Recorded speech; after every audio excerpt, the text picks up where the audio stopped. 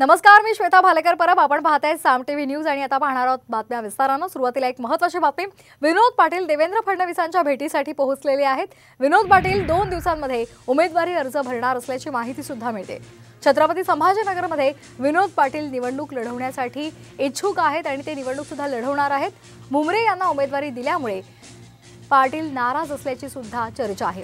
विनोद पाटलांमुळे शिवसेनेची कोंडी होण्याची शक्यता आहे. आणि आताची महत्त्वाची बातमी, विनोद पाटील देवेंद्र फडणवीसांच्या भेटीसाठी गेलेले आहेत.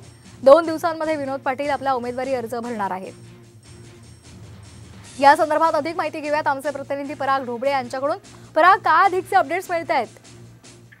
नक्कीच जे आहे, विनोद पाटील सध्या उपमुख्यमंत्री देवेंद्र फडणवीस यांचं नागपुरातील जे धरमपेठेतील निवासस्थान आहे तिथं दाखल झालेले आहे.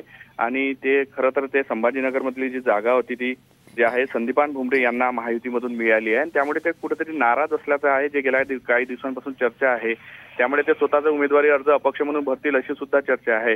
या सगळ्या पार्श्वभूमीवर आज उपमुख्यमंत्री देवेंद्र फडणवीस यांची भेट घेण्यासाठी जे आहे ते नागपुरातील निवासस्थानी आता दाखल झाले आहे. त्यामुळे या भेटीदरम्यान त्यांची काय चर्चा होती आणि त्यानंतर त्यांची भूमिका काय असणार आहे, ते संदीपान भुमरेच्या विरोधात अपक्ष उमेदवारी दाखल करणार का, याकडे सुद्धा लक्ष लागलेलं आहे. मात्र या बैठकीतून काही तोडगा निघतो का, त्यावर हे आता पाहणं महत्त्वाचं असणार आहे. अगदी धन्यवाद आपण दिलेल्या माहितीसाठी. तर विनोद पाटील देवेंद्र फडणवीसांच्या भेटीसाठी आता दाखल झालेले आहेत. या दोघांमध्ये नेमकी काय चर्चा होते हे पाहणं महत्त्वाचं असेल.